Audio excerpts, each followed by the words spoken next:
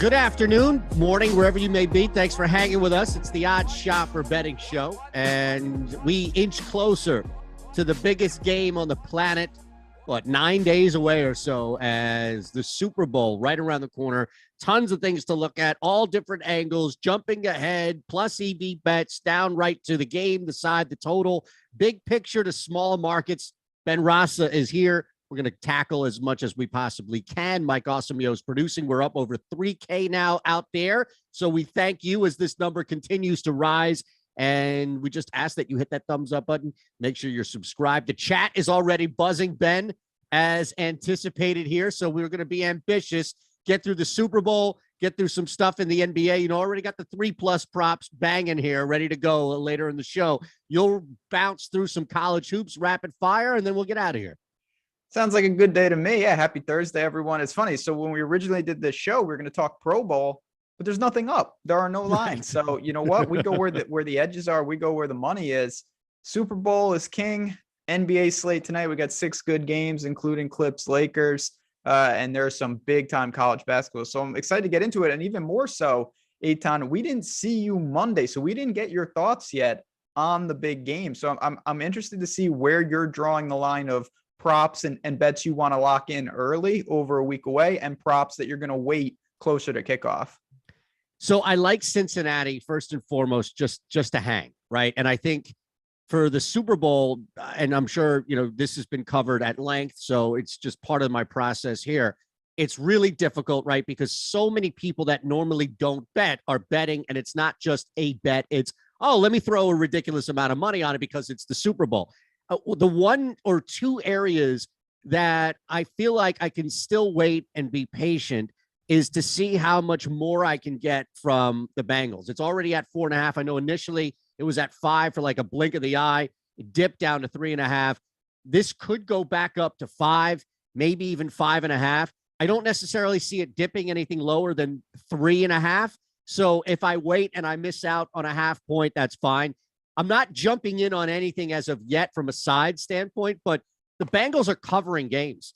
And this line, I don't think, is a catch-up or the book saying, look, well, you know, we're not going to get burned again. I think this is pretty much like they can hang in a close game and still have plenty of points to breathe with. So I'm going to wait. I'm going to wait a little bit and get them at 5, maybe even 5.5 as we get. And then I expect it to swing back immediately, right? So I don't know how long it's going to stay up there, but I like the Bengals with points more so than any other play of the side, the total, or even a money line shot here.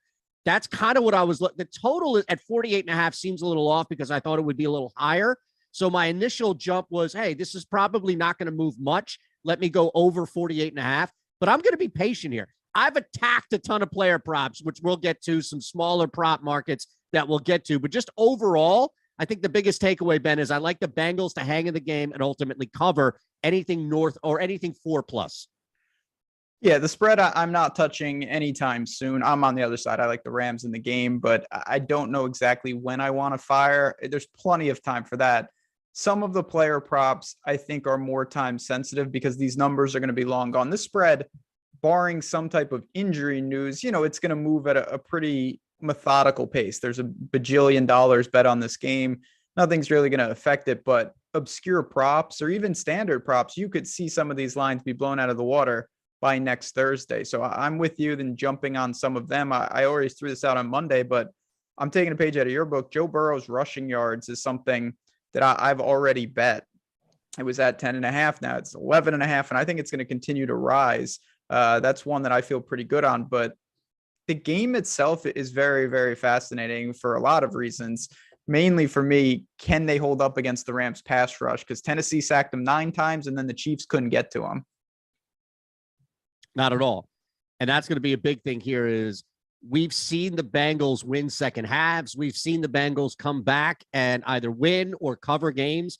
And I'm with you where we could easily see that play out again. And if you wanted to attack the Rams in the first quarter or even the first half, totally with it. I think that there are some points there where you could look at, you know, the Rams are getting to 20 points more than anybody. I think 9 straight games, they're the first to 20. So there are, and again, we've seen the Bengals kind of fall into that trap of being down or struggling and then finding a way to get back into a game and ultimately win it or at least cover. So I think both can play out. Now, again, there's going to be a winner here at the end. It's not going to go into quadruple overtime, but I think both can play out where the Rams get up, the Bengals come back, and ultimately the Rams win this game by 2 to 4 points. I mean, look, we'd see a push. I don't know how many times we've seen that from a line or spread in the history of the Super Bowl, but that's kind of how I saw this thing initially when these two teams locked in, Ben, was, all right, Rams get up, Bengals come back, and ultimately the Rams win by the skin of their teeth. I mean, very logical, not going to push back on that. Again, I see the game a little different, no doubt about it, but the way you're going about that, it makes sense to me. And it's just like every, game that we really hone in on that showdown mentality. I like to work backwards. I think the Rams are going to win. Why? Because I think that particularly up front, they have distinct advantages. If that's true, what would that cause on a player prop level? I think it would cause Burrow, 1, to scramble, 2, guys like Boyd and the running backs to get a lot more receptions. And then on the other side, can Stafford play clean? Now, he did throw a pick against the Niners, and then he was able to battle back. Credit to them. Yep. He should have thrown another one that probably would have lost the game, but the guy couldn't catch it. It's going to be interesting. I guess for me, I don't see any way this spread moves to like 3.5, I think would be the max on one side, and 5.5. I don't think it's going to touch 6 or 3. Do you? No, I don't. And that's where I think it's more likely to hit 5 than it is to hit 3, even 3.5, to where we've seen this open, dip, and now move back up to where it was initially at. And it's at 4.5, right? 4.5. And again, we always tell you to check Odd Shopper first and foremost, because whatever state you're in where you could legally place a wager, you may get an advantage. You may get an extra half a point in Louisiana as opposed to New York, or where, I am in PA and you are in New York. So from that alone, I think, look, you're right. I don't see it go to 3. I don't see it going to 6, but I could see it going to 5, 5.5, even for like a blink of the eye, maybe 5.5. But even at 5, I like that number for Cincinnati. I think it's a workable number to where they can still lose by 3 or 4 points. You can still see failed 2-point conversion, missed extra point, things that kind of move those key numbers a little bit and still get covered at look, 5. I think you have to take the Bengals. No?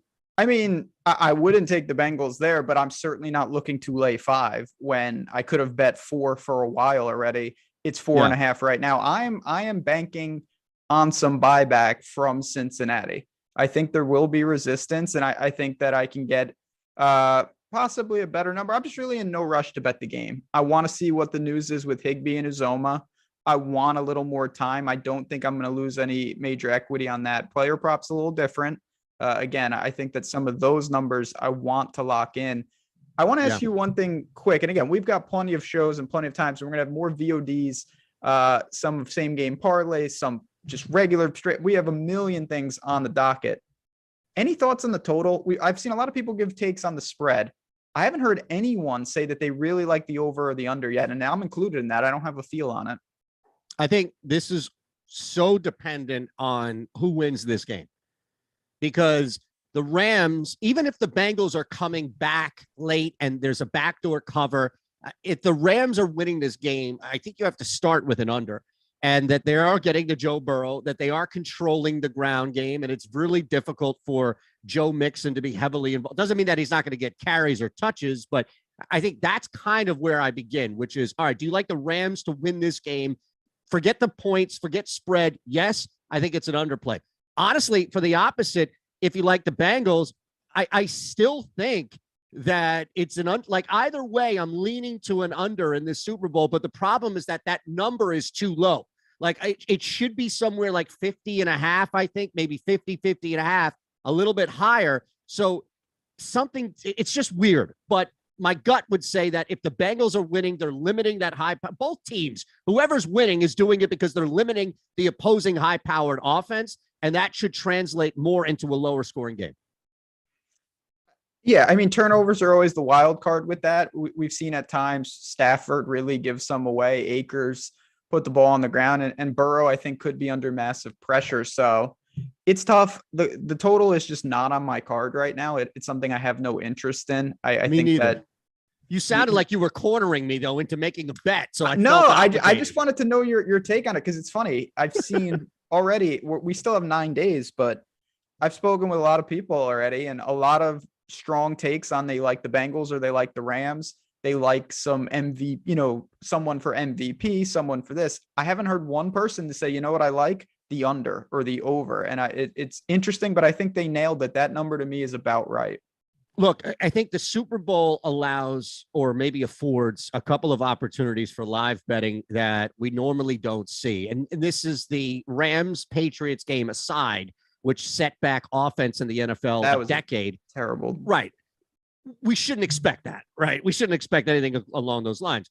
But I think what happens is, like, I would almost say you're way better off getting a feel for what this first quarter is, because either way, you're going to get a really good indication of how to live bet the flow of the game. And look, we also have seen plenty of times in which the Super Bowl is just called a little more open, right? Where you're able to get away with maybe a grab or two, and you're just able to get away with a little bit more than you can on defense. And that may slow some things down as well. Maybe it's a PI call that's not called, that kills a drive. Just certain things that we've come to see with the Super Bowl. And also, I don't think that we're going to see one main flow either the entire game. So if it's 10-3 at the half, chances are I would think we're going to see a higher scoring second half to where they're going to still capitalize on a lot of people watching, et cetera. So that's all. Just ebbs and flow. The Super Bowl is a little bit different, right, than what we normally see with games in the playoffs or even the regular season. Again, I think that's more than fair. There's always, I don't want to say jitters, but it's the Super Bowl. I think it is a little different. And the one thing we've seen, though, clearly Cincinnati can come back. Like, if they go down 17-0, do I think they're going to come back? Well, obviously not, but they can. I mean, I never in a million years would have thought that they were going to come back against Kansas City. And that is interesting. And the Rams, to me, are built, where they can kind of play from behind, no problem. They've got the weapons, they've got the defense. So this is not a game where I think it's super stylistic in the sense of like, well, this team, they only run the ball, and if they fall behind, you can forget it. I don't see that happening. I think both teams are poised to play from ahead or play from behind. So I agree with you, man. I think next week we're going to all have a lot more opportunity to kind of narrow some stuff down. Definitely. See the trajectory of how this line has moved up and down and kind of get a feel for it as well, knowing that there's going to be a shit ton of public money that normally doesn't come in for even the championship rounds. There is one thing, and I'm on record because I put this out here with you guys, you and Lofty on the Slack last week. Sorry, I have to clear my throat here for a second, but the MVP, I think, is really interesting. And it's already moved in the direction that I feared it would, so I jumped in ahead of time. But there are two guys who I legit think you can make a case for to win the MVP outside the obvious, which are the two quarterbacks. One of them has already dipped, like FanDuel. I got in at 650. Cup is down to 550, where you can see around. So check out BetMGM, of course, where we always tell you Odd Shopper is going to give you the best return on a lot of plays. But wherever you're looking at it, Ben, it's moved closer towards zero, and we've lost some value here. ODB was the other guy, but I love Cup being able to dominate a football game, being the sole reason why Stafford has big numbers and win the MVP. I get it. I do think it's a little trickier because the MVP is a subjective award. It's not a score or something. It's like figure skating. So it's like, Cup could deserve it and not get it. And if it's close, it's going to Stafford. Like, it's going to Stafford. So can I present a rebuttal to that, my friend? Please. Because I was hoping that you would bring that point up, not to lawyer you or anything, but just to further the conversation. No, lawyer me. No. That's the whole point, is that it wasn't to do that. But I think you're right. You're 100% right. There has to be some sort of narrative behind a non-quarterback winning the MVP to boost him above just where all the quarterbacks are, which is a head start. Cooper Kupp is not winning the MVP regular season this year. Cooper Kupp is not winning the Offensive Player of the Year this year. He's going to lose that to Jonathan Taylor. If Kupp comes out, has 2 touchdowns, goes $130, and Matthew Stafford doesn't really dominate or target many other guys at all, and Kupp is the reason why Stafford's numbers are high and why the Rams win the game, I think those other, kind of a consolation prize starts to creep into vote, starts to creep in that human element. So you're right. There has to be something beyond just numbers and data that points to Kupp leapfrogging. And that's where I would almost, and I hate to use this term, Ben, but I think it's almost a consolation prize. But again, he has to dominate. He ain't going to do this with 100 yards and 1 touchdown. It has to be like 140 plus and 2 touchdowns, but that's not outside the realm of possibility either. No, it's not outside the realm, but you still need Stafford to not throw like 4 total touchdowns. I think if Kupp has a huge game and Stafford has a huge game, Stafford wins. Absolutely. I'm not saying that Joe Mixon is going to win the MVP because A, I think the Rams are going to win, and B, if the Bengals win, it's barring something crazy going to be Joe Burrow. But I will say he's 45-1, and he, unlike the receivers, isolates his own touchdowns. Like if Joe Mixon scores 3 times on the ground and Cincinnati wins, it could be difficult not to give it to him. Whereas any of the receivers, Jamar Chase, Kupp, Odell, every one of their touchdowns is going to be a touchdown for the likely MVPs, which are the quarterbacks. So I like the idea of being weird. I've seen already Aaron Donald thrown out there. I get it. More than reasonable. I just don't love the odds on him.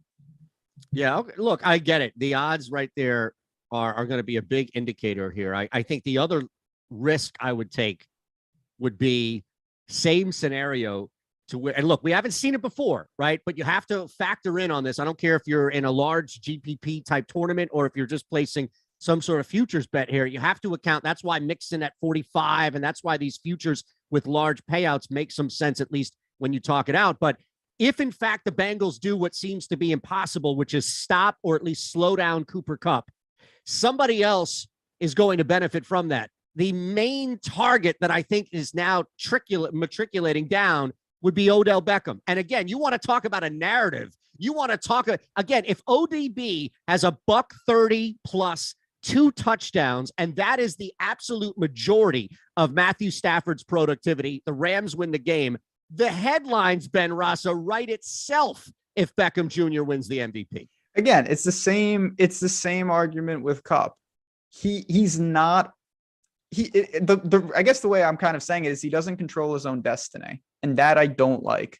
Odell could have a huge game, but Stafford could have a huge game, and to me, they're going to give it to Stafford in those situations. The running backs and the defense are the only guys that kind of control their own destiny, because if they do something crazy, nobody else directly benefits. So we're going to have plenty of MVP. We probably have a whole VOD just on that because it's one of my favorite bets. I'm definitely going to bet a couple guys. Obviously, the quarterbacks are the favorites, but there are some values on the board. Look, Kupp's moving in the wrong direction. So I jumped in ahead of time. He was at 7. The line. There you go. Exactly. And look, this thing is going to dip even more so by all means. And it's not the first time, that we've seen guys double-digit grabs, and we're targeting high-volume guys as well. So that's the main thing. All right. We're going to hit some NBA stuff, some college stuff as well, but more on the Super Bowl. Hit that thumbs up button by all means. And look, you're hanging with us. We want you subscribed to the Awesemo Odd Shopper channel here, as we have tons, as Ben mentioned, VOD content, a lot of things gearing up for the final week before the Super Bowl. And then beyond, we're going to cover a bunch. Greg SJ1 is hitting a ton of, we have Olympic lock it ups here. I see St. Stephen 68 hitting us with a Merrimack money line. I didn't even know lacrosse started. I bet a lot of lacrosse. I was betting it. I went to the national championship last year. You did? Poor Maryland. But yeah, I love lacrosse. My favorite sport. Well, probably, let's fire that up, my friend, because if that's the case, I want in. Yeah, I have to get in the research lab. I didn't even know college lax was starting. So shout out to a friend of the show. Look at that. Exactly right. This is why we have the sharpest community of individuals here. That's why JK is here, is to take that guy. He always comments on my videos. Hopefully he'll come back in due time. But yes, some characters in there. But no, you know what? Olympics, lacrosse, whatever it is, if there's an edge, we'll cover it. And then we got ball night. We got a good slate. I am super excited for college basketball. I know you're super excited for the NBA as well. Real quick, I want to throw a couple of longer shot props at you for the Super Bowl here and get your thoughts on them. Okay, so I'm going to pair them as far as somewhat reasonable odds and group them. All right, so you have a choice of one of 2 here that you like. You don't have to bet it. You don't have to bet anything. In fact, that would be stupid to force somebody into betting something, especially if Ben's saying don't bet it. So I get it. But any non-quarterback to complete a passing touchdown plus 1,400. Evan McPherson to kick a game-winning walk-off field goal at the end of regulation. Winning margin must be 3 points or less, is only plus 1,000. Yeah, that's a terrible bet. Just because of the odds alone, right? Yeah, I mean, every bet, again, I've said this a lot, and it's true. There are no good or bad bets. It's all in relation to the price. Like, I think I like the Rams. If the Bengals on the money line were plus 700, I would be betting a ton on that because they shouldn't be plus 700. It doesn't mean I think they're going to win, but the odds make it a good bet. And that bet, even though that kicker, that guy's got swagger, he is getting wildly overvalued in the market because he's like a known name. Everybody knows McPherson for his impressive kicks. By the way, speaking of kicks, Kickstart's going to research some more, but serious profit to be made on Call of Duty kill props on Prize Picks. Look, man, probably is. I guarantee you there is, especially because we can add in like an NFL or NBA first halftime play there. I don't know anything about that stuff, but I do know people that bet Counter-Strike, and there's liquidity issues and all that, but I'm not going to get into that. But yeah, if you know what you're doing with that stuff, I'm sure it's easy money. I would be the last person on the face of the earth. I've never played Call of Duty in my entire life, so I can't help there, but find us the goods and then report back.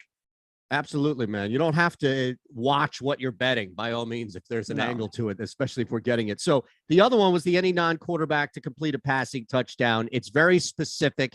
You definitely need to take advantage of a team that has a history of guys throwing a touchdown. So that's at plus 1,400. The other two, though, a little bit longer shots here. Any offensive lineman to have a receiving touchdown is plus 2,000. And I want to get to that in a second here because I think that you could identify maybe a target or two. And then Ben Skoranek, not to go full Russo on you, but Ben Skoranek to record a 50-plus yard reception is plus 2,500. I don't mind that, actually. If I were to sprinkle a quarter unit on any of the four that I gave you right here, I wouldn't mind Skoranek sneaking by a defense and grabbing a 55-yard bomb. Of all the egregious things that you just listed, if I had to bet one, it would be the Skoranek one. Yes, okay. He's a home run threat. He should have caught one last week. It's a pretty good price. I don't like any of the other ones. So that one, again, him and Van Jefferson, I think for showdown and for betting, you're really budgeting them. Maybe they see a couple targets, and if they connect on one, it could be that, that downfield strike, because that's really all they do. Yeah, man. I think there's something there at plus 25 to at least sprinkle a quarter unit, what have you on it. Anything that you want to squeeze out when it comes to the last look at it? I did look, it's the Super Bowl. They're out in SoFi. The weather's going to be beautiful. I went over 47.5 total longest field goal made. I think that both of these teams, if we're especially if you like the under or slower game, drives, it's going to be tough. And I could see points. We know both of these teams come in well coached, and it's hard to give up points if you have an opportunity. I'm confident in the kickers as well. So both kickers. And I think that was a bet that I looked at, Ben. I didn't get any extra edge or anything. I laid 110 on it, but that's one that I really liked, over 47.5 longest field goal. I'm okay with that, particularly because McPherson has shown that he can make them. I don't think the Bengals in the Super Bowl barring situation are going to hesitate to put points on the board. The Rams kicker at times has been lackluster, but you know what? It's his home stadium. There's no weather. Not bad. I wouldn't be stunned or even surprised if we see a 50-plus yard field goal connected. Last one. I thought this was interesting. I put a unit on it just to see, because I have not bet this market before, but I was looking at a couple of the games that each team came into it here. You're getting plus 200 back. So it actually seemed like, and maybe it's a trap, I get it, but it seemed like a decent return on this bet. No team to score 3 unanswered times. That's always, God, that is always a trap. That's a weird bet. I see it every Super Bowl. And then I always think logically, like, I don't know, it doesn't seem like that's going to happen, but it's a weird bet. I've dealt with that before in my life. Yep. Just like I saw you laugh as soon as I shortest TD. That's the other trap. Over under 1.5 yards. And it's like, there's not going to be a 1-yard touchdown, and then there just seemingly always is. Those are popular bets. I'm going to take another look at them. I have not capped them by any stretch. Doubt they'll be on the card, but we got a full week. I will report back on Monday about that very bet. I hope you got in Joel Embiid plus 4K. What? To win the MVP way back when. He's down to plus 230. Just looking at the NBA. I know we're going to get into the NBA really quick. Oh, the NBA. I was going to say. Yeah. I mean, look, do you have anything else that you want to hit from the game itself? Is there a prop that you think is worth getting in now? Like, we've already seen the passing props, Joe Burrow moving up. These are the smaller markets where so much money is coming in. It doesn't take much to move them. So when you look at heading into the weekend, Ben, before we have that full week next week of the 2 shows on here, is there anything that you're trying to jump in now, Thursday, or maybe Friday even, before this line continues to move on a player prop or just something in the game? The only one that I really, Joe Burrow's rushing yards, because it's a very illiquid market and it can move quickly. I thought was a buy, and I still do at that 10.5 number. That is one that's the only bet that I have locked in. It's done. I have a couple of others that are in the queue and whatnot, but nothing else imminent for me. We'll have the full week. You're going to be seeing plenty of bets. I just don't think you lose much if you take a couple of days. Love it. We've got so much on here, from Call of Duty to the Super Bowl. It's amazing. The chat here continuing to provide a ton. All right, man. Why don't you start here in the NBA? I'm curious to see where you're going right now. Yeah, shout out to Lofty, by the way, for the team gear here. Now I'm official. I had the hat. I know. I got a nice. I have that exact sweatshirt, and it arrived, and of course I got the old. May is like, oh, this is great, and I'm like, but that I didn't know you were. She stole it, so I got to get another one for May. Man, she's rocking the sweatshirt. No respect in this household. Ben, but how long have you guys been together? 7 years. Okay, that is a rookie mistake. Yeah, well, I'm a rookie. You should no idea what I'm doing. No, you're not. 7 years. 7 years. You are a seasoned, hardened I've been veteran. gambling the whole time. I don't really know her that well. It's just been I'm capping Call of Duty. You know how it is. So yeah, you've been whaling Call of Duty. Yeah, I've been trying to break down these games for everybody. Well played, sir. 6 NBA games tonight. NBA's been tough, no doubt about it. I look at these. Some of them we got to wait. The Trae Young news for one of the games. The player prop market. Klay Thompson. Me and Lofty did a VOD this morning, and Klay Thompson's props we did lean over on. I'll get that out there right now. But I want to ask you. You have done an article, I believe, on the Clippers-Lakers tonight. Is that correct? Not quite out yet. It will be out in the next hour or so. Where are you drawn? Because that's the one game I have some interest in. Yeah, man, I agree. I think 2 things I'm drawn to is Anthony Davis is going to do whatever the hell he wants. Zubac's game time decision, so that doesn't, even if the guy is 100% healthy, it doesn't really do anything there. No LeBron, we know that. And Davis has been tremendous when it comes to it. I also don't think that there is as big of a blowout factor, because the Lakers have been struggling and they're really easy to get at, especially from the perimeter defensively, from 3. So what I'm trying to do in this game is target Anthony Davis. Like, I want to go over his rebound total at 9.5, but I also want to push it a little bit. I can get 10 to 12 plus rebounds. Again, 12 plus rebounds can get me at plus 210. So I want to look at something along those lines of not just going over his rebound prop, but maybe putting a half unit on something to that effect. And then I want to take advantage in this game, Ben, of guys who can shoot threes, especially against the Lakers. And unfortunately, you're not going to get a ton of options here. Reggie Jackson, Amir Coffey, Marcus Morris. I think there's volume. Reggie Jackson, I don't trust. He's the LA version of Seth Curry. I want to stay as far away as humanly possible from him because he's killing my wallet. But Amir Coffey is interesting because I think I can get some volume from him to knock down a couple of threes. So that's where I was beginning first and foremost in this Lakers-Clippers game, was starting to identify how I could take advantage of Anthony Davis on a tear, and then also 3-point props against the LA Lakers. That makes total sense. We've seen time, even last night with the Blazers. I was looking to target potentially like Simons and some of these guys. But don't give up. That was a rough night for Simons. Don't give up, my friend. No, He is a moneymaker. I'm not deterred by that, but I will say I kind of like the Lakers in this game getting 3.5. Everybody's talking rightfully so about how dysfunctional they are, and I don't think LeBron's going to play tonight, but I do think Anthony Davis is going to play on the back-to-back. Yeah. And I do think that the Clippers, for all the dysfunction the Lakers have, the Clippers have that and probably more in some debates. I think you look at the personnel you just rattled off, it's not exactly like Kawhi Leonard and Paul George.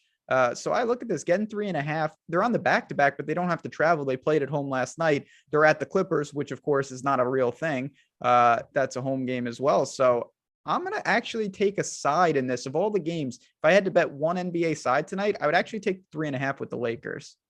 I don't hate it at all, man. I'm going to take a deeper look at that for the Island game because I think I'm going to tail you on that. My long distance launch, as we do that at the end of each Island game and give you a 3-point prop to play. And usually we're targeting guys with a ton of volume here. Look, I think you can get to 4 threes tonight for coffee. The guy took 9 last time out. I'm not even worried so much about makes as I am about volume here. I think he has enough over the last 5, and 5 is a minimum stretch I would always use, minimum here. But I mean, you're looking at 6, 6, 9, 1, 4, and then 9 most recent. 4+ threes tonight for coffee against a weak perimeter defense, Ben, is plus 710. It's hard for me to ignore that again, I don't need him to knock down a ton of shots, more so like a Norman Powell, who may not get the volume, but just needs to be on a heater. This is more about volume here. So I would take a full unit, and this is what I'm going to play tonight. I'm going to play a full unit, 3+ threes for coffee at plus 230. And I'm going to sprinkle a half unit on 4+ for coffee, knowing that he's going to get the volume. You like the Lakers. I don't think the Clippers get blown out, and I think he can attack that perimeter. Yeah, to me, it's just a toss-up game, and 3.5 is not nothing. Like it's just two teams that have serious injury. But Anthony Davis, I think we all know, it doesn't make them an elite defensive team. I would never argue that, but it does make them not as bad as they were at times. Like I think he does solidify the interior. I look at it, 219.5 total, so there's going to be some points, but it's not in the 230s. It's not nosebleeds, nothing like that. Give me the 3. The other thing about the NBA, and we see this all the time, I'm not saying you bet things just to get out of them, but when you bet these games, almost always you have an opportunity live to adapt or get out of it or find a buy low spot. Like the ebbs and flows in the NBA, you can be up 15, 20 points and in a blink of an eye, you're losing. So I'm not going to say I'm just going to take the Lakers and no matter what happens, I will end with the Lakers, but I will take the 3.5 pregame. Yep. And maybe I will look to middle. Maybe I will look to adjust at halftime. I don't think that they get blown out from start to finish by any stretch. No, I love it, man. You mentioned the Warriors here. I want to tap your brain on that before we hit some college, and we'll lock it up and get out of here. A reminder, again, if you're hanging with us, hit the thumbs up button. Make sure you're subscribed. We're over 3K. We keep growing by the day. And take advantage of what we have below these links here for BetMGM, from a risk-free bet to 3 free months of Awesemo Plus Platinum. I got called out on the DFS channel. Who's giving away 3 free months of Awesemo Plus? I think Mike was producing that show. Yes, and we had to remind that person. I'm telling you, man, it's on the Odd Shopper channel. All right, let me throw this out here. See what you think about this. You mentioned Klay Thompson's props. You and Lofty were talking about it on the Odd Shopper betting video this morning. I love Wiggins in this spot as well. Blowout factor is here, but I like Wiggins to kind of bounce back a little bit. There's no value, in my opinion, of going over 1.5 and laying a shit ton of juice. So I'm going to attack Wiggins at a 3+ and 4+ market at plus 210 and plus 610. Again, same thing I'm doing with Amir Coffee. Thompson, though, is interesting. And this is where I'm curious to see. I can get plus money just going over 2.5 threes. I don't even need to force a 4 or 5+ 3 night. That seems like it's pretty good on the surface, but what's wrong? Is there anything wrong with that, or is that attackable? No, it's definitely attackable. You're not going to get Klay Thompson long minutes at this point still. You're going to have to be efficient, but when he's out there, he's very active. They're a 13.5 point favorite. The Kings don't play defense. That's nice when you look at their 3-point defense. So I don't mind it. The one thing is they're still being cautious with Klay, and they're going to be cautious in games like this. He'll be the first one to hit the bench, and he could find his minutes in the mid-20s once again. So you got to get there in a hurry, but you're not going to tell me backing overs against the Kings is a bad move because they just do not play defense. So that's the thing, right? I think Wiggins, I love Wiggins. I went 3+. I told you 4+. I'm going to go over the Klay Thompson 2.5 because I don't need to do much more to force that. If I leave 4 or 5 threes on the table, that's fine. I still get a plus money bet. What about Steph? The only thing you could possibly do with Steph Curry tonight is go 5+ threes for plus what, like 105 to 110. Yeah, I'm Not not worth it. touching. No, I'm not touching that. I don't have a lot of interest in anything with the Warriors tonight outside of I took a couple of Clay overs. Well, what other overs did you take? I took over his rebounds actually at 3.5. Again, it's just a number that I can get on board with. His assists is at 2.5. I really think that Clay just has a pretty effective game against the Kings team that just gives up a lot of stuff. That's not the most scientific way to say it, but they don't play defense. There's a lot of assists. There's a lot of missed shots. Odd Chopper leans over on these. Quickly identified him this morning. They're good parlay pieces. They're good standalones. They're just solid targets. All right, I'm going to save one more for lock it up because I'm going to lock up one specific play. It's not going to be crazy. It's not going to be witchcraft. I didn't pull this out of my rear, Rasa, all right? But let's run through what you're targeting here in college tonight before we all lock stuff up. All right, here we go. There's a college game right now. My boys Bellarmine are playing. Anyway, so there's a huge game tonight. Must watch if you are a college basketball fan. 8 o'clock, UCLA goes into Arizona. Arizona is a 6.5-point favorite. It's a tough game, but I am going to buy Arizona in this spot. They just played and UCLA whipped them. They won by 16. It wasn't even close. Arizona was held in check, but now they get them in their home gym. And Arizona's high octane offense has been truly unstoppable at home. So on the year, in their home games, they are winning by an average of 29.5 points per game.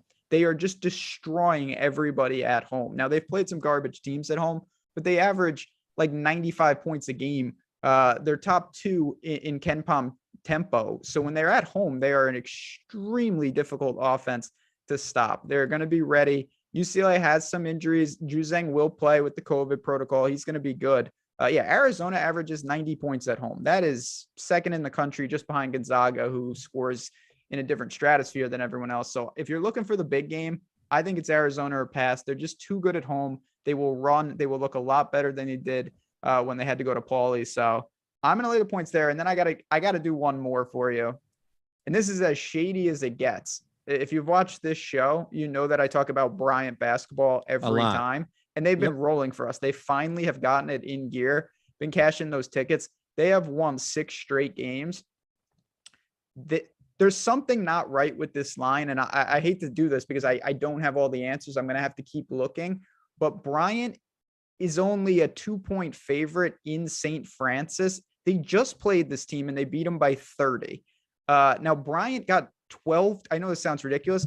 The last game they played, there was 12 technical fouls in the game. And I think some of their players are suspended, including Chris, who's their best player. But this line doesn't make any sense. Bryant is the best team in that conference. St. Francis is absolutely awful. They just played and it was 82-52. I'm going to do some research on this. And I know it seems like a trap, but I'm once again going to just bet Bryant because I've been doing that. And even if they've got a couple guys missing, this just doesn't pass the smell test for me. I know hitting the road is bad, but not this bad. St. Francis is no good, and Bryant should roll over them again. I love it. All right, there you have it. Zona -6, Bryant -2. You could even put them together and get plus 249 back on that. It's not bad. Not bad at all. All right, what are you locking up, my friend? I am locking up, and we have a bunch of stuff here. And shout out to Dan. He was given the 5.5+ assists. Or pardon me, the 6+ assists to 5.5 to bring it up to 160. We're talking about that Steph prop earlier. There's a lot here from the chat, man. We brought up as much as we possibly could. Unfortunately, Greg, we can't go through each one of these ski jump and women's luge, but make no mistake, I'm watching them, I'm seeing them, and I'm going to play them. So if they hit, you'd know damn well the next time in front of everybody, we're going to bring them back up. But I'm going to go right back to the NBA here. And again, take advantage of some volume. Guy who has been struggling from 3, but I don't think that what we saw is any reason for concern from a volume standpoint. I think it's more of a floor, and we're not going to see 2 floor games in a row. You can catch Anthony Edwards right now on a pretty good bounce back or get ahead, if you will, of the comeback here. Over 3.5 threes tonight at Detroit. Again, they're probably going to work Detroit, or maybe it's the opposite and Detroit's in that game. But either way, we should see way more than 6 threes. I'm looking at probably 8.5 to 9 attempts at least from Edwards tonight to go over 3.5 at plus 110. Lock it up. I like it. There you go. You saved a good NBA one for last there. I'm on Just board. for you, I'm gonna tell you on that. Oh, nice. Yeah, I'm coming on That's board. a lot of pressure to have Ben Rasa tell. Yeah, I feel good about that one. That's a good one. All right. What do you got? I'm gonna just again, I know we just talked about this. Do some research if you want. Keep in mind they might have some suspensions, but Bryant basketball is a team. I'm a firm believer in college sports. You need to identify a couple of teams and research them extensively, understand who they are, and then you can find edges. I've done that with Bryant. I have seen them play all year. They have won 6 straight. Even if they're missing just Chris, I'm good enough to back them here. I don't think that line stays at 2.5 for long. Bryant Bulldogs for the manyth time. I can't count them. Lock it up with them. Love it. Appreciate everybody hanging here. Did see that first quarter from Dan, so make sure that you want to scroll all the way back up. He's eyeing both over 54.5 first quarter points in the Phoenix game, assuming Young is in, and Phoenix over 27.5 first quarter points. We have everything. Call of Duty to first quarter sharp angles in the NBA. We appreciate you out there hanging with us. Hit that thumbs up button. Make sure you're subscribed as well. Thanks to Mike Awesemo for producing. Ben, I know we have a ton of things happening here, not just in the NBA college hoops, but the Super Bowl, including next week as well. So everybody should just stay tuned to all the amazing things happening here. Well said. We'll talk to you guys on Monday. See you.